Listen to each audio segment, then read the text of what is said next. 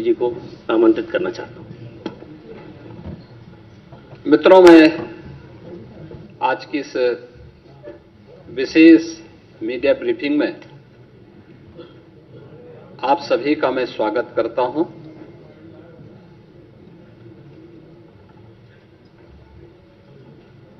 आज वर्ष 26-27 का उत्तर प्रदेश का बजट हमारे माननीय वित्त मंत्री जी के द्वारा सदन में प्रस्तुत किया गया है। उत्तर प्रदेश ने पिछले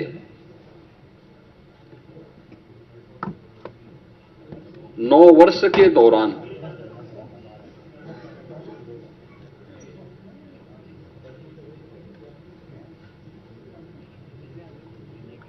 अपना परसेप्शन बदलने में जो सफलता प्राप्त की है,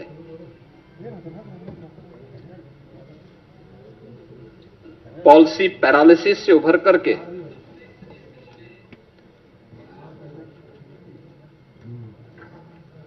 परसेप्शन को बदलकर अनलिमिटेड पोटेंशियल के स्टेट के रूप में यूपी को प्रस्तुत किया है। आज का यह बजट उन्हीं भावों का प्रतिनिधित्व भी करता है। आपने देखा होगा कि 9 वर्ष में 3 गुना से अधिक उत्तर प्रदेश का यह बजट बढ़ा है, यानी 9,12,000 करोड़ रुपए से अधिक का अब उत्तर प्रदेश की सबसे बड़ी आबादी का यह बजट आज उत्तर प्रदेश के विधानमंडल में प्रस्तुत हुआ है। और अगर बजट की मैं थीम कहूं तो यह सुरक्षित नारी, सक्षम युवा, खुशहाल किसान और रात को काम, तकनीकी निवेश से समृद्ध होता उत्तर प्रदेश के लिए समर्पित यह बजट 9 वर्ष के नवनिर्माण की एक नई गाथा को देशवासियों के सामने प्रस्तुत करता है।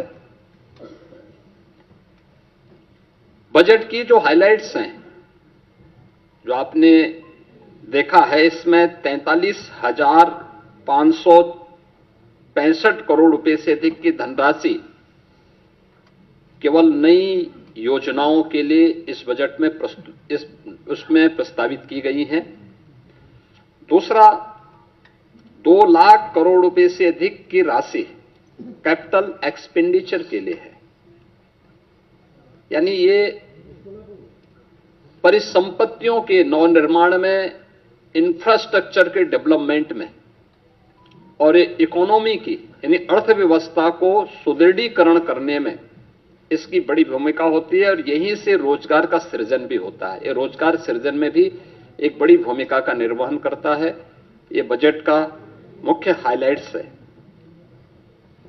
आपने इस चीज को बजट में देखा होगा। बजट भाषण जब वित्त मंत्री जी पढ़ रहे थे तो उस समय भी आपने इस बात को गौर किया होगा कि बजट में जो हमारी एफआरबीएम की सीमा है, यानी पिछले 9 वर्ष में ये हमारी सरकार का 10वां बजट है और पहली बार हुआ है जब किसी मुख्यमंत्री को 10वां बजट प्रस्तुत करने का अवसर प्राप्त हुआ है यूपी जैसे राज्य में। इससे पहले कभी नहीं हुआ। दूसरा है कि इन 9 वर्षों में एक भी टैक्स नहीं लगाया गया। तीसरा है, यूपी के अंदर जो भी कर चोरी थी, लीकेजेस थे, इन सबको रोक करके कुशल वित्तीय प्रबंधन के माध्यम से बेमारू राज्य से उत्तर प्रदेश को भारत की अर्थव्यवस्था का एक ब्रेक थ्रू के रूप में प्रस्तुत करते हुए रेवेन्यू सरप्लस स्टेट के रूप में प्रस्तुत करने में सफलता प्राप्त हुई है। 2017 में जिस राज्य में ऋणग्रस्तता थी और वह उसकी 30% से अधिक थी, उसे घटा करके हम लोगों ने अगले ही 2-3 वर्षों के अंदर 27% में लाने में सफलता प्राप्त की थी। लेकिन 3 वर्ष का जो कोविड कालखंड था, इसके कारण यह सीमा बढ़ी थी। हम इसे फिर से 27% में लाने में सफल हुए हैं और हमारा इस वित्तीय वर्ष में यह लक्ष्य है कि हम इसको 23% तक लेके आ जाएं। यानी जो रिजर्व बैंक ने तय किया है कि किसी भी राज्य की जो कुल जीएसडीपी होगी उसकी 30% से अधिक ऋण उस पर नहीं होना चाहिए। उत्तर प्रदेश देश के उन राज्यों में है जिस राज्य के पास जो भी एफआरबीएम की सीमा तय की गई है उसके अधीन उत्तर प्रदेश ने अपने वित्तीय प्रबंधन को रखा है और उत्तर प्रदेश की ऋणग्रस्तता उसी के अधीन उत्तर प्रदेश के अंदर देखने को मिल रही है। यह हमारा कुशल वित्तीय अनुशासन भी है। बिना अतिरिक्त टैक्स लगाए हुए उत्तर प्रदेश के अंदर वेलफेयर की स्कीम को, इंफ्रास्ट्रक्चर की स्कीम को और प्रत्येक सेक्टर में नई ऊंचाइयों को प्राप्त करते हुए विकास के नित नए सोपान को स्थापित करते हुए आज उत्तर प्रदेश जिस दिशा में आगे बढ़ा है, अपनी अर्थव्यवस्था को मजबूत किया है, उसके बल पर उत्तर प्रदेश आज देश की टॉप 3 इकोनॉमी में एक है। देश की जो टॉप 3 इकोनॉमी है उनमें से उत्तर प्रदेश की एक है। हम लोगों ने उत्तर प्रदेश जैसे राज्य को, हमने देखा होगा कि उत्तर प्रदेश में अब अनएम्प्लॉयमेंट जो रेट है इसको हम 2.24% तक के नीचे लेके आने में सफल हुए हैं। यह स्थिति 2017 के पहले यह लगभग 17 से 19% तक था। आज इसको हम नीचे करने में सफल हुए हैं।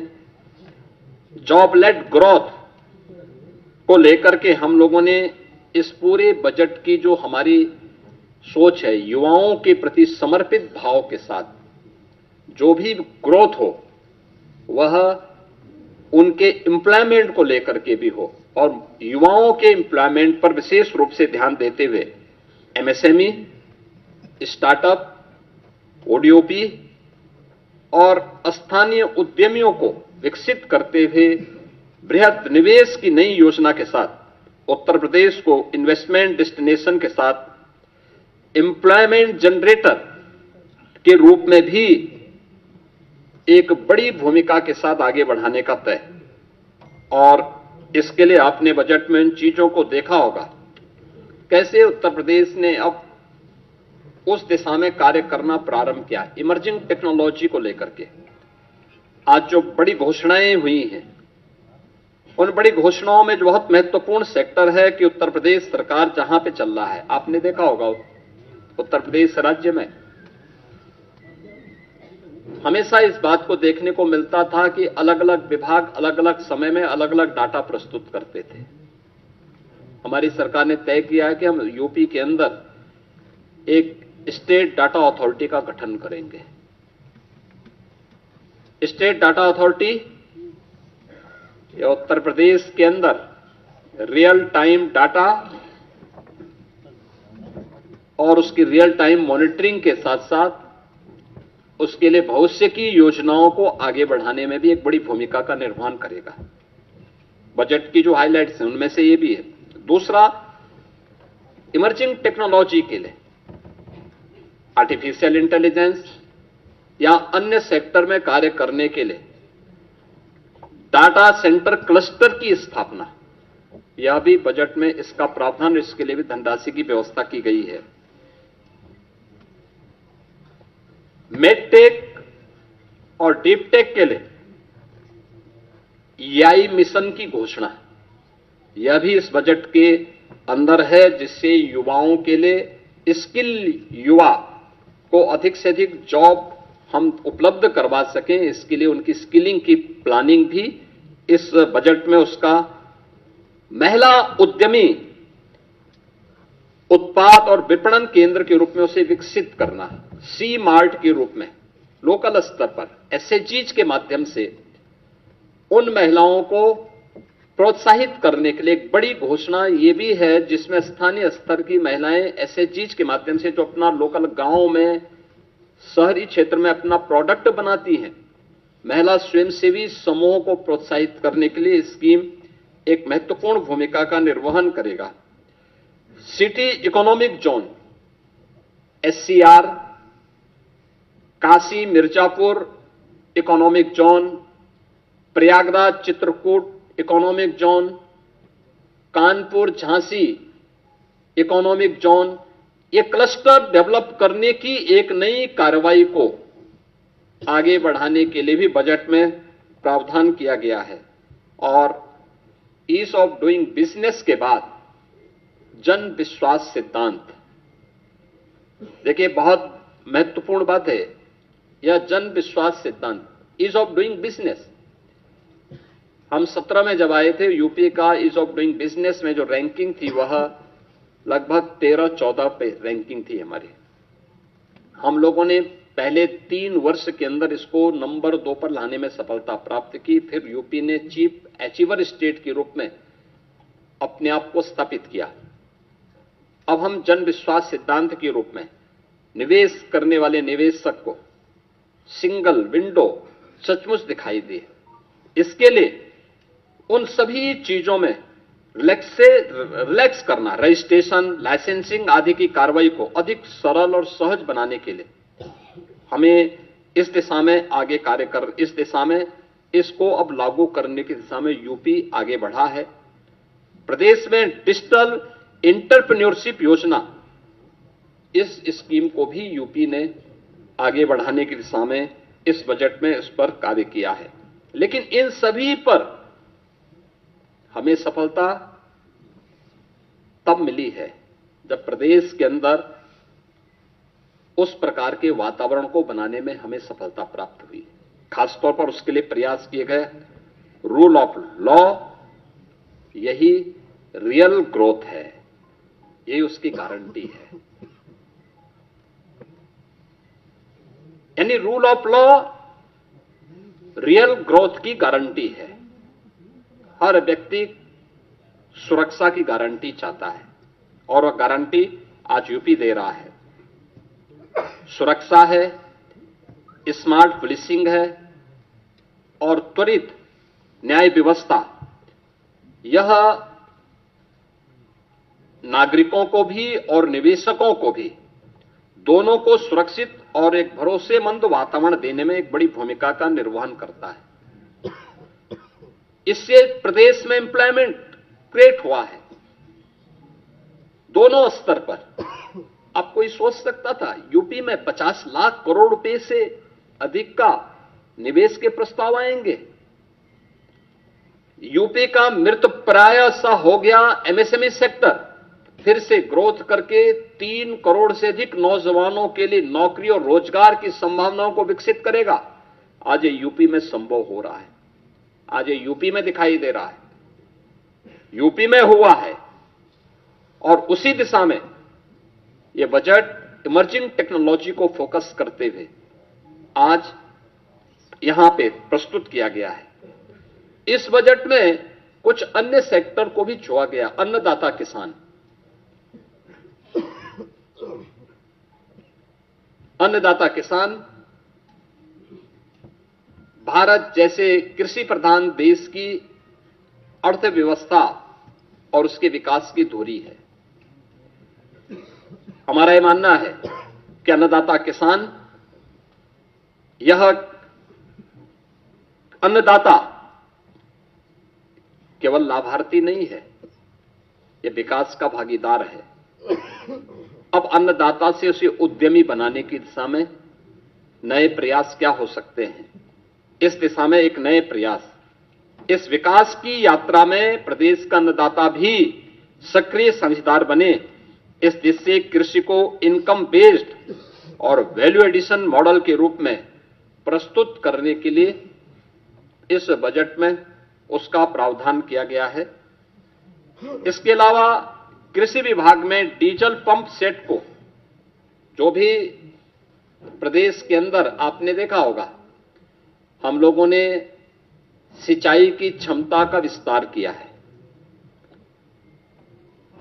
40 लाख के आसपास ट्यूबवेल ऐसे थे जिनमें से 16 लाख ट्यूबवेल जिनका इलेक्ट्रिफिकेशन पहले से था। हमने उन्हें फ्री बिजली की व्यवस्था की, लेकिन 23 लाख ट्यूबवेल्स ऐसे थे जो डीजल से संचालित हो रहे हैं। उन्हें फेज वाइज सोलर के साथ जोड़ने की एक बड़ी स्कीम के लिए हम लोगों ने इस बजट में घोषणा की है। ये सोलर पैनल क्लस्टर रूप में भी और इंडिविजुअल रूप में भी हम उसको आगे बढ़ाएंगे। पीएम कुसुम योजना का लाभ भी उसके साथ जोड़ेंगे और इसके तहत एक बड़ी स्कीम की घोषणा इस बजट में हुई है, जिसमें अनुसूचित जाति, जनजाति, महिला और लघु सीमांत किसानों को 90% अनुदान और अन्य किसानों के लिए 80% किसान इसमें सब्सिडी की घोषणा हम लोगों ने की है।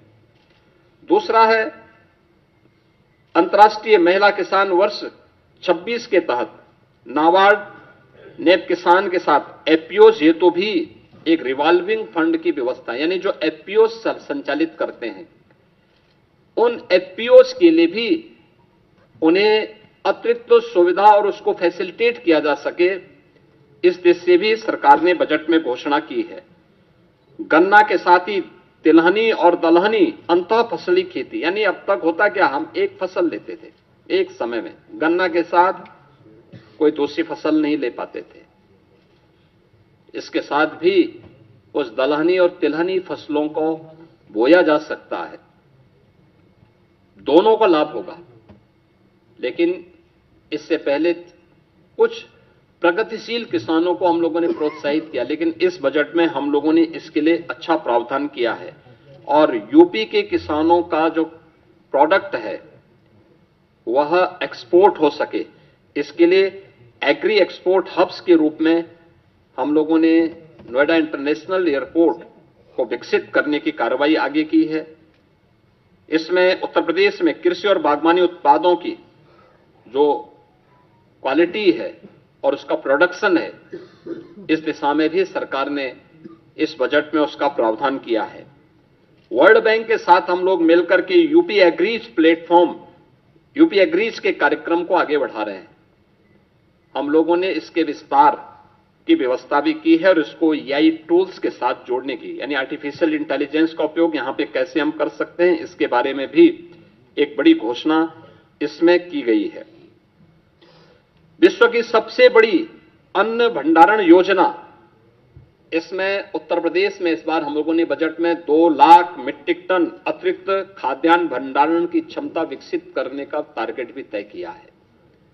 यानी स्टॉक यहां पे प्रदेश के अंदर वेयर हाउसिंग का निर्माण हो, बड़े बड़े गोदाम बने, इसके लिए विशेष सब्सिडी की व्यवस्था, इसके लिए हमारी पहले से पॉलिसी है। उस पॉलिसी के दायरे में जो भी निवेश करना चाहेगा उसको हम प्रोत्साहित करेंगे और ये इस भी स्कीम हम लोगों ने दी है। इसके अलावा पशुओं को बीमा सुरक्षा देने के उद्देश्य से मुख्यमंत्री जोखिम प्रबंधन और पशुधन बीमा योजना में भी हम लोगों ने एक प्रावधान किया है, जिसमें 85% तक जो प्रीमियम होगी वह सरकार देगी और सरकार ने उसके लिए व्यवस्था की है। प्रदेश में मछुआरों को बेहतर मूल्य दिलाने के लिए state of art wholesale fish mandi और फिश प्रोसेसिंग सेंटर के लिए भी धनराशि की व्यवस्था स्टेट में की है। लैंड ऑफ स्टेट में यूपी की प्रगति इस दिशा में देश के अंदर अग्रणी राज्यों में है और इस दिशा में उस जो कार्य करने की संभावनाएं हैं, इसमें वर्ल्ड फिशरीज प्रोजेक्ट सेंटर की स्थापना का भी एक बड़े कार्यक्रम को हम आगे बढ़ा रहे हैं, जिसको एक सेंटर ऑफ एक्सीलेंस के रूप में विकसित करने की कार्रवाई को भी व्यवस्था की है। 4 चीनी मिलों की क्षमता संवर्धन के प्रावधान को, जिसमें छाता मथुरा, के अश्वनी और logistic hub, wearing house complex हेतु भी धनराशि का प्रावधान किया है और अन्य चीनी मिलों में भी इसकी व्यवस्था के प्रावधान किए गए हैं। मित्रों, बजट में अलग अलग विभागों के लिए सभी बजट प्रावधान में काफी वृद्धि की गई है। खासतौर पर जो बजट के प्रावधान हुए हैं इसमें हमारा अवस्थापना और औद्योगिक विकास के लिए भी इसमें काफी वृद्धि हुई है। आगरा लखनऊ से हरदोई फर्रुखाबाद गंगा एक्सप्रेस वे की कनेक्टिविटी के लिए धनराशि की व्यवस्था की गई है। गंगा एक्सप्रेस वे से प्रयागराज, मिर्जापुर, वाराणसी, चंदौली, सोनभद्र तक यानी शक्तिनगर तक इसके विस्तार का घोषणा हुई है। गंगा एक्सप्रेस वे को मेरठ, हरिद्वार तक ले जाने के लिए भी बजट में घोषणा की गई है और पूर्वांचल लिंक एक्सप्रेस वे को यानी सोनभद्र के शक्तिनगर तक, चंदौली, गाजीपुर तक ले जाने के कार्यक्रम को भी हम लोगों ने आगे बढ़ाया है। यूपी बायोफ्यूल प्लास्टिक केंद्र को भी विकसित करने की कार्रवाई को हम लोगों ने आगे बढ़ाया है और एफडीआई फॉर्च्यून 500 के अंतर्गत आने वाली जो कंपनियां हैं, एफडीआई के लिए आने वाली कंपनियों के लिए भी विशेष प्रावधान हम लोगों ने इस बजट में उसकी घोषणा भी की है। इसके साथ ही एमएसएमई सेक्टर में काफी बड़ी संख्या में हम लोगों ने इसको प्रोत्साहित करने के लिए कार्य किया है और एक बड़ा घोषणा हर जिले में स्किल डेवलपमेंट के एक बड़े केंद्र को, जहां से हम हब एंड स्पोक मॉडल पर उस कार्यक्रम को आगे बढ़ा सकते हैं। इसके तहत सरदार वल्लभ भाई पटेल एम्प्लॉयमेंट जोन, इसके लिए भी प्रावधान की घोषणा की है, जिसमें 50 एकड़ से लेकर के 100 एकड़ क्षेत्रफल के एक बड़े क्लस्टर में स्किल डेवलपमेंट कार्यक्रम के साथ ही अन्य कार्यक्रमों को भी लागू करने का एक विशेष कार्यक्रम किया गया है। वन डिस्ट्रिक्ट वन कुजीन योजना के अंतर्गत भी स्थानीय खाद्य पदार्थों की ब्रांडिंग की जा सके, इसको प्रोत्साहित करने का भी प्रावधान इस बजट में किया गया है और उनके लिए विशेष प्रावधान किया गया है। उत्तर प्रदेश के युवाओं के लिए उन्हें डिजिटली सक्षम बनाने के लिए हम लोगों ने स्वामी विवेकानंद युवा सशक्तिकरण योजना के अंतर्गत जो चालू वर्ष में उनके लिए टैबलेट या स्मार्टफोन वितरण के कार्यक्रम के लिए धनराशि की व्यवस्था भी इस बजट में की है और इसके साथ ही एमएसएमई सेक्टर में खासतौर पर जो पुराने कंबल कारखाने थे, उन कंबल कारखानों को आधुनिकीकरण करने की दिशा में, क्योंकि हर वर्ष हम लोगों को, गरीबों को कंबल वितरण करने के लिए अतिरिक्त प्रावधान करने पड़ते हैं, उसके लिए भी हम लोगों ने इस बजट में इसका प्रस्ताव किया गया है। आईटी एंड इलेक्ट्रॉनिक सेक्टर के लिए विशेष, जिसमें उत्तर प्रदेश एआई मिशन की व्यवस्था, AI centre of excellence, India AI data labs की स्थापना, साइबर फ्रॉड को रोकने के लिए साइबर सिक्योरिटी ऑपरेशन सेंटर की स्थापना का भी विशेष प्रावधान इस बजट में हम लोगों ने यहां पर किया है। और जो मैंने पहले भी कहा है कि जो डाटा सेंटर की मांग को देखते हुए इसमें काफी बड़े विस्तार को आगे हमने इसका विस्तार किया है। प्रदेश में कई डाटा सेंटर की वर्तमान में स्थापना हो रही है, लेकिन इनका डाटा सेंटर क्लस्टर की स्थापना हो जो एआई के लिए आवश्यक है, उस दिशा में आज सरकार ने इसकी भी घोषणा की और उसके लिए बजट की घोषणा की है। और डाटा सेंटर क्लस्टर की इस नई योजना से भी हम लोग कार्यक्रम को आगे बढ़ा रहे हैं। उत्तर प्रदेश ने शिक्षा के क्षेत्र में कुछ मॉडल दिए थे, खासतौर पर ऑपरेशन कायाकल्प हो या फिर उन बच्चों के लिए जो निराश्रित थे या निर्माण श्रमिकों के बच्चे थे, उनके लिए अटल आवासीय विद्यालय के मॉडल दिए थे। अटल आवासीय विद्यालय के इंफ्रास्ट्रक्चर को ध्यान में रखते हुए उसी तर्ज पर बेसिक शिक्षा परिषद में हम लोगों ने व्यवस्था की है कि सीएम कंपोजिट विद्यालय की स्थापना, यह हर जनपद में 2-2 विद्यालयों के लिए हम लोगों ने धनराशि का प्रावधान भी इस बजट में सभी 75 जनपदों के लिए किया है। इसके अलावा प्रदेश के अंदर कस्तूरबा गांधी विद्यालयों, अभी बहुत कुछ हमारे विकासखंड ऐसे थे जहां पे कस्तूरबा गांधी विद्यालय नहीं थे या कस्तूरबा गांधी विद्यालय की मांग हो रही थी, वहां पे उनके विस्तार के कार्यक्रम को हम लोगों ने एक व्यवस्था की है। और प्रदेश के जो हमारे प्रसिद्ध स्कूल हैं, माध्यमिक स्कूल हैं, इसके अलावा उच्च शिक्षण संस्थानों के लिए भी, उनके शिक्षणोत्तर कर्मचारियों के लिए भी, वहां पे जो मानदेय पे शिक्षक हैं इनके लिए भी हम लोगों ने कैशलेस यानी आयुष्मान भारत की तर्ज पर कैशलेस उपचार की व्यवस्था के लिए धनराशि की व्यवस्था भी इसमें की है। सभी प्रकार के शिक्षकों को इसके साथ हम लोगों ने जोड़ा हुआ है, ये सभी चीजें की हैं। आर्टिफिशियल इंटेलिजेंस का उपयोग माध्यमिक स्तर से ही हम करना प्रारंभ करेंगे, इसके लिए धनराशि की व्यवस्था की है। बालिकाओं के लिए निःशुल्क सैनिटरी नैपकिन की व्यवस्था के लिए भी धनराशि की व्यवस्था की गई है और ड्रीम स्किल लैब क्लस्टर के लिए भी धनराशि की व्यवस्था इस बजट में की गई है। इसके अलावा प्रदेश के अंदर अन्य उसमें हमारे जितने भी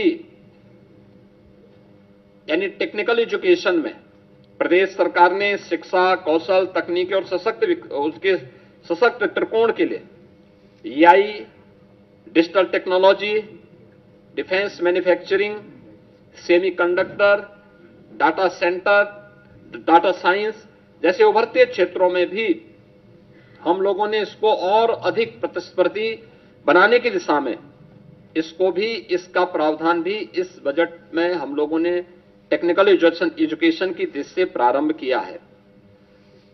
उत्तर प्रदेश सरकार स्टेम यानी science, technology, engineering and maths, इसको बढ़ावा देने के लिए प्रदेश सरकार ने स्टेम EI मिशन, राजकीय पॉलिटेक्निक संस्थान और टेक्निकल इंस्टीट्यूशन के साथ हम इसको जोड़ने के एक बड़े कार्यक्रम के साथ आगे बढ़े हैं, जिसमें EI enabled lab, skill development के साथ इसको जोड़ने का कार्यक्रम और EI से जुड़ी हुई जो सामग्री है वह स्थानीय भाषा में यानी हिंदी में भी उपलब्ध हो सके, इसके लिए कार्य हो रहा है।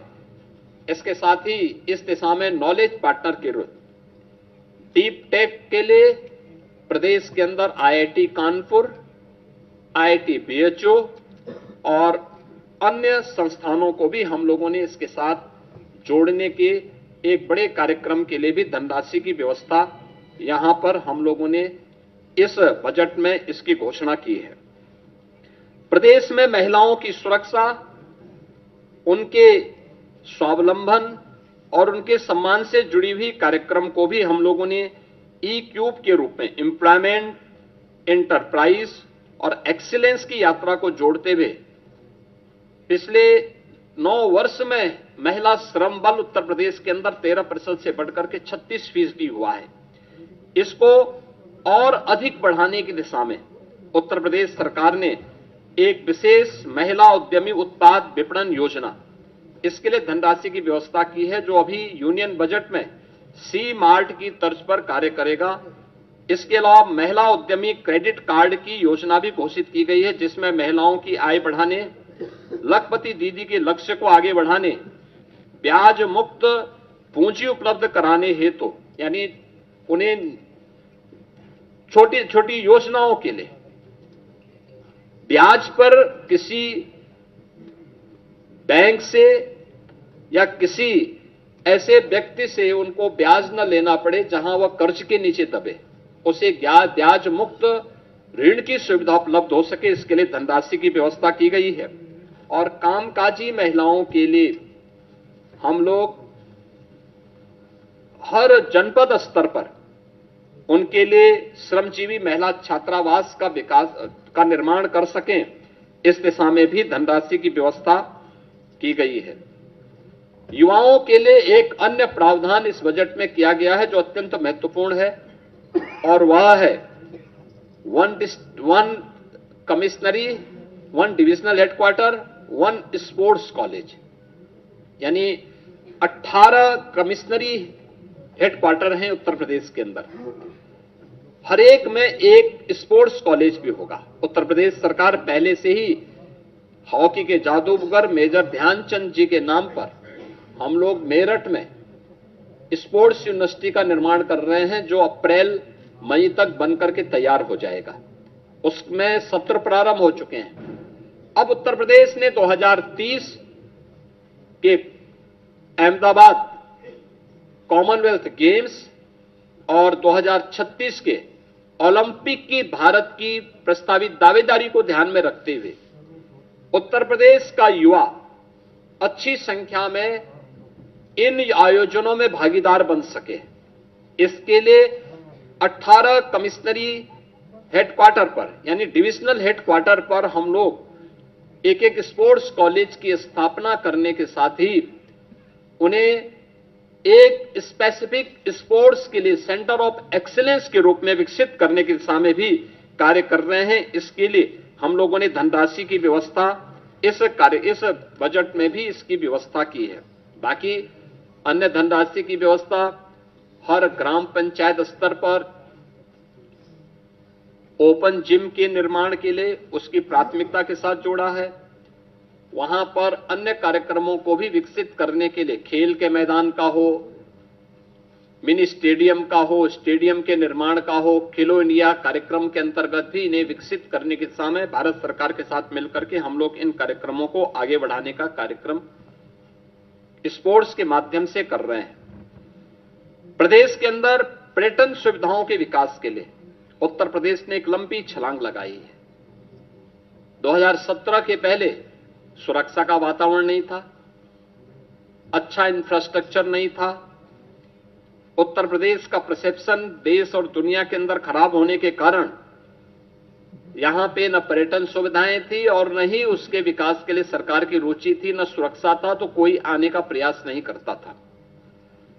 24-25 में 122 करोड़ पर्यटकों ने उत्तर प्रदेश के धार्मिक स्थलों की और अन्य हमारे जितने भी पर्यटन के केंद्र हैं अलग अलग, चाहे वो इको टूरिज्म के हों, हेरिटेज टूरिज्म के हों, एडवेंचर से जुड़े हुए केंद्र हों, इन सब में उन्होंने आकर के यात्रा की।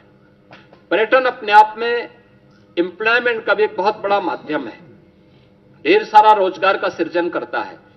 उन सब के लिए आज उत्तर प्रदेश ने एक नई व्यवस्था की है और बजट में भी हम लोगों ने इसका प्रावधान किया है कि हम लोग 1 लाख अतिरिक्त रूम जोड़ने के लिए जो हमारी पर्यटन की पॉलिसी है, इस पॉलिसी के अंतर्गत पीपीपी मोड पर इसको विकसित करने के सामने कार्य करेंगे।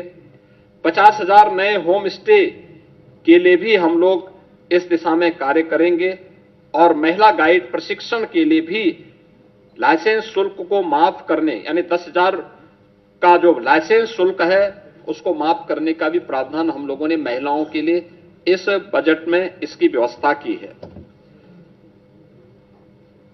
मित्रों, आप इस बात को जानते हैं कि स्वास्थ्य क्षेत्र में उत्तर प्रदेश ने पिछले 9 वर्ष में एक नई प्रगति की है,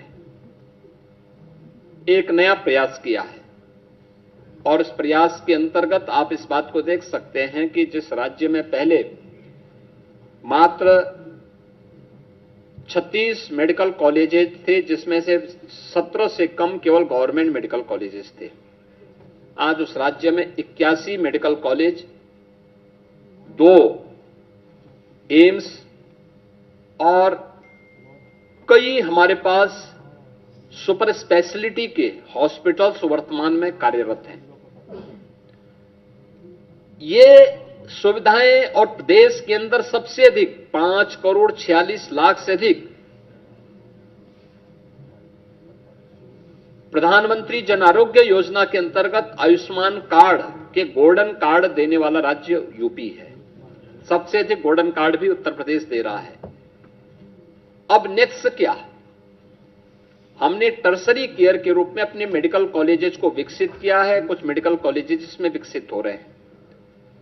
हर जिले के अंदर डायलिसिस की सुविधा निःशुल्क में उपलब्ध करवाने की कार्रवाई के साथ ही वहां पे रेडियोलॉजी की व्यवस्था, खासतौर पर एमआरआई, सीटी, कलर डॉपलर, डिजिटल एक्सरे, इन सब की व्यवस्था का प्रावधान जनपद स्तर पर करने की तैयारी के साथ ही नेक्स्ट स्तर पर इस बजट में देश का यह पहला सेंटर होगा जिसको हम SCPGI में करने जा रहे हैं।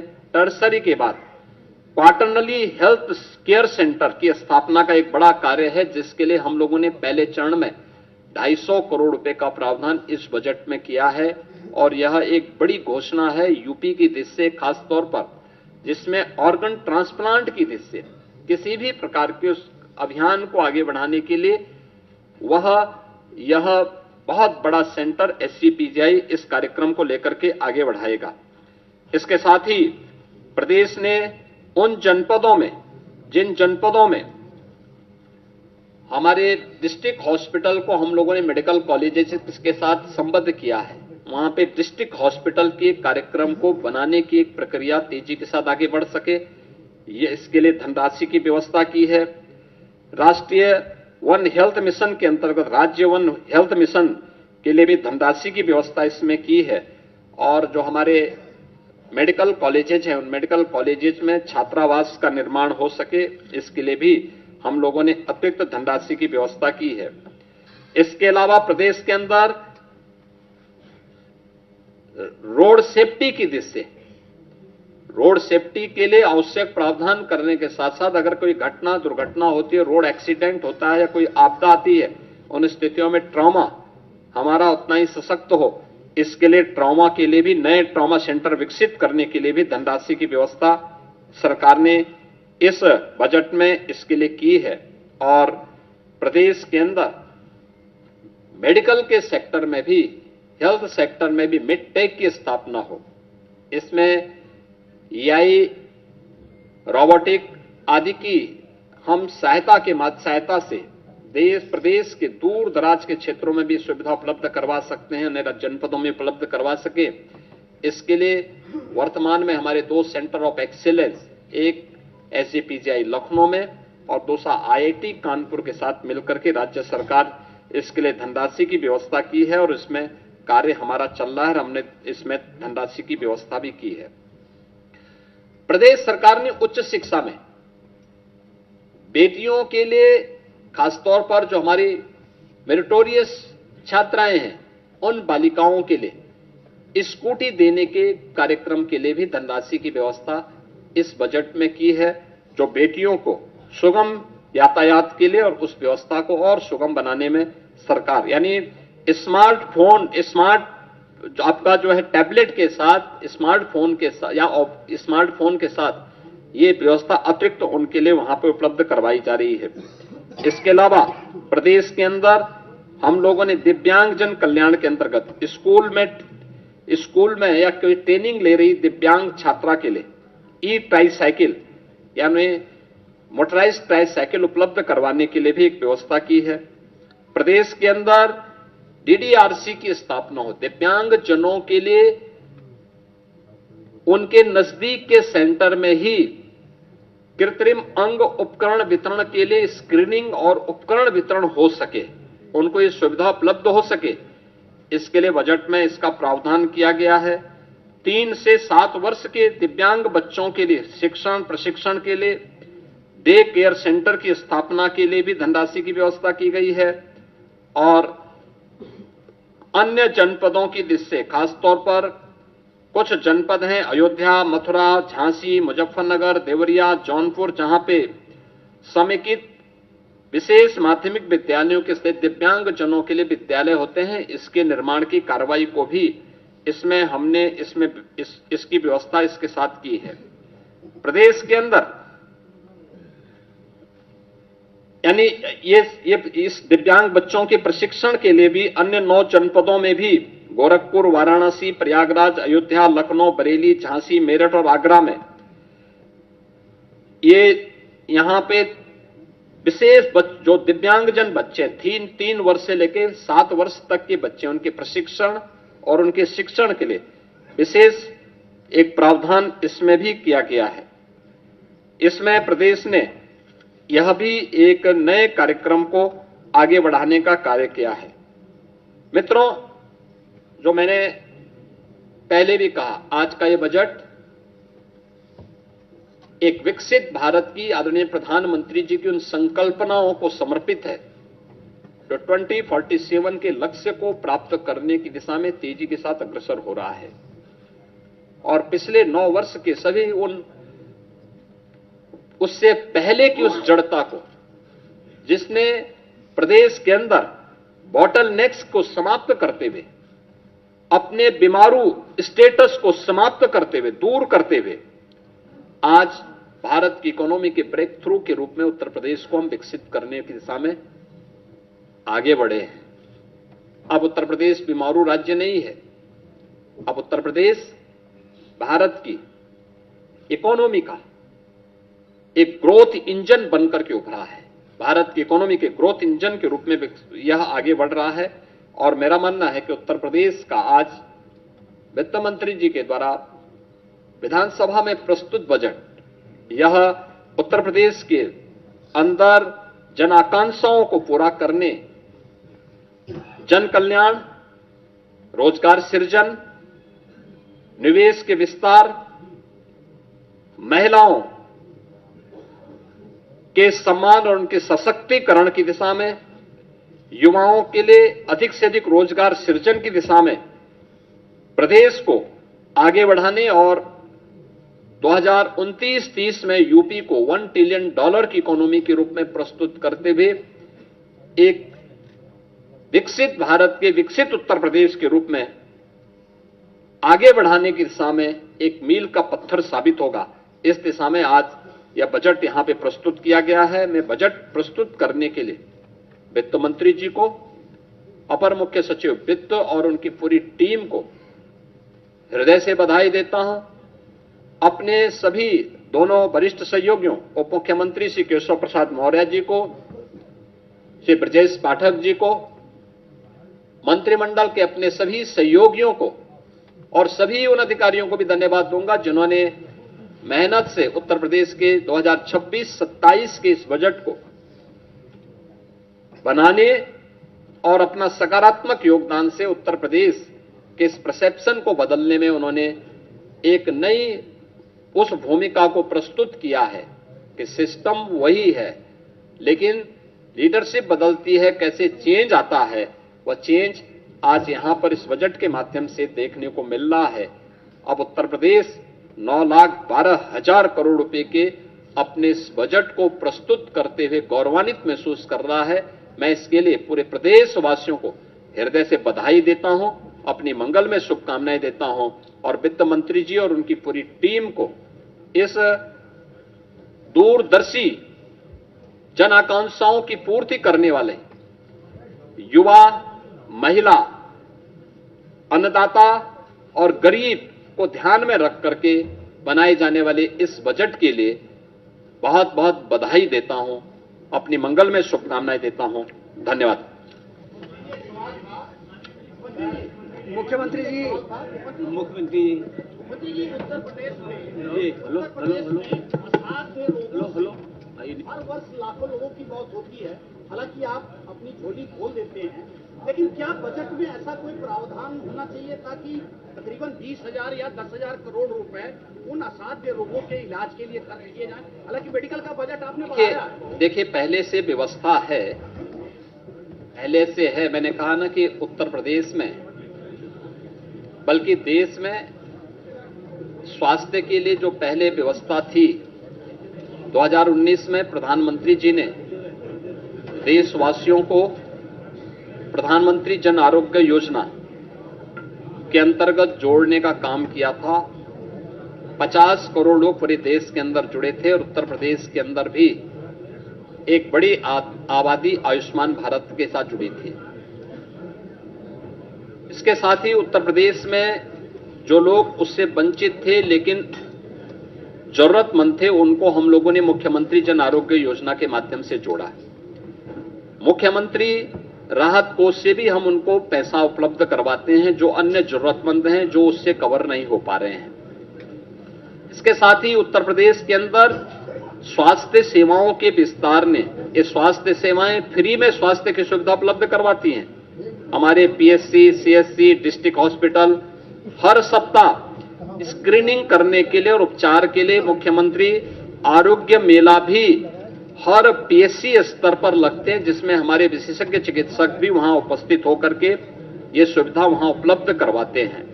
ये सभी उपलब्ध करवाने के साथ ही बहुत सारे सेक्टर ऐसे हैं जिसपे कार्य हुआ है और उसी कार्य की दिशा में आज के इस बजट में प्रावधान किया गया है।